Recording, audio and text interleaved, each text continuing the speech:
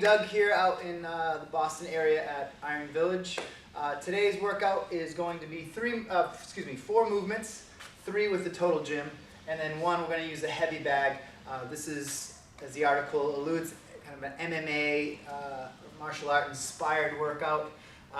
So we're going to do a few movements, like I say, on the total gym, and then this 4th movement, depending on what you have access to, will obviously elicit what you're going to do. So if you have a heavy bag access at your facility or wherever you work out, then you could definitely utilize that. If you don't have any sort of MMA equipment, you can simply do some shadow boxing as well during that 4th movement for the 30 seconds to finish the circuit.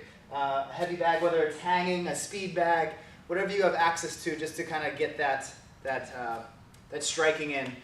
So I'm just going to demo the movements in, like I say, we have a heavy bag here that's usually hanging, but I took it off so we could do some slams and some what's called ground and pound work, where you get to throw elbows and hands and knees, and it's a great way to get rid of some aggression. So, so I'm going to get right into it, show you the movements. Typically, excuse me, we're going to do the 3 movements, like I say, on the total gym first, and then we'll finish with this, the MMA, the martial art movement. Again, in this case, it's some ground and pound on the heavy bag. I want this to be pretty challenging, 30 seconds, working real hard, getting that heart rate up. After you complete the circuit, then I would rest 60, 90 seconds before you start again. This is really going to say get the heart rate up, so I don't want you going right from the heavy bag work right back to the total gym. Form could start to break down, and we obviously don't want that. So, so once you finish all 4, take a breather, and then start that 2nd round up. Okay. So 3 movements here. First one is going to be a hop over. We could either have the glide board anchored down. I'm going to have it floating, so we're going to bring it up a little bit. So obviously it's a little more unstable, which makes it a little bit more challenging. So we got to be more stable through our body, right? So I believe the workout calls for 6 reps. I'm just going to demo a couple. I'm not going to go through all 12 necessarily, but just so you get the form. So I always like the joints lined up. So shoulder, elbow, wrist all in a straight line, so I'm not way back here. And being that floating kind of unstable glide board is going to force us to keep good, proper form on that back and forth hop. Landing nice and light on the balls of the feet.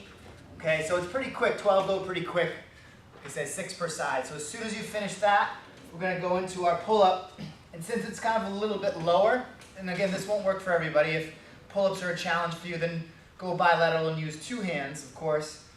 Just for this example, I'm doing some 1 arm because it is a little bit lower. So after the hop overs, line the shoulders up with the top of the glide board, grab the handles, feet off.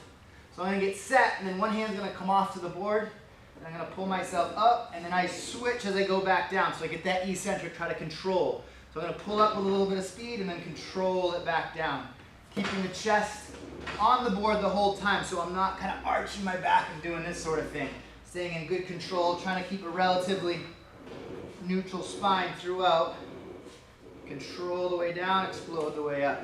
Okay? So after 6 per side on those, we drop it down, pop these handles off,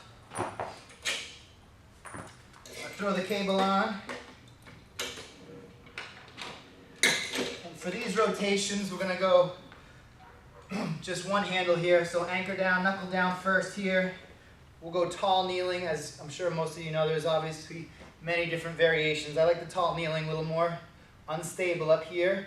So arms are relatively straight, and we're turning those shoulders, meaning I don't want it just to turn it into an arm exercise here. I want to try to keep those arms relatively straight, turn through the torso. This guy's getting the work done. So here to here. There's a little bit of a diagonal path, not directly straight across. Okay, and on these we do 12 per side, so I knock it down. Of course, go to the other side. Okay, and then after that, come over to the bag.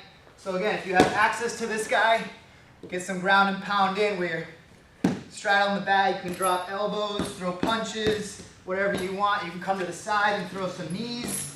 Okay. Depending on how heavy the bag is and how strong you are, you can lift the bag up. Grab a nice bear hug with the legs, pick it up, slam it back down and get back to work.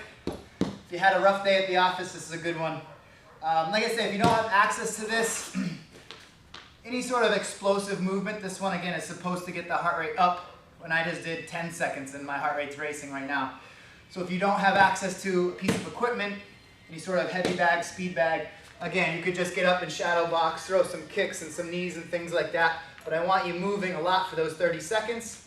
I got a timer here, so I would, if I was doing the workout here, I'd keep an eye on that. After 30 seconds, I'd rest 60 to 90 and then head back to start round 2. So a great workout, some movements here that are kind of MMA specific in a way. If you've got your opponent down on the ground doing those hopovers, it's all about controlling your opponent. Torso rotation develops that core, that midsection for rotational power, striking power. I skipped the pull-ups. Pull-up obviously is great.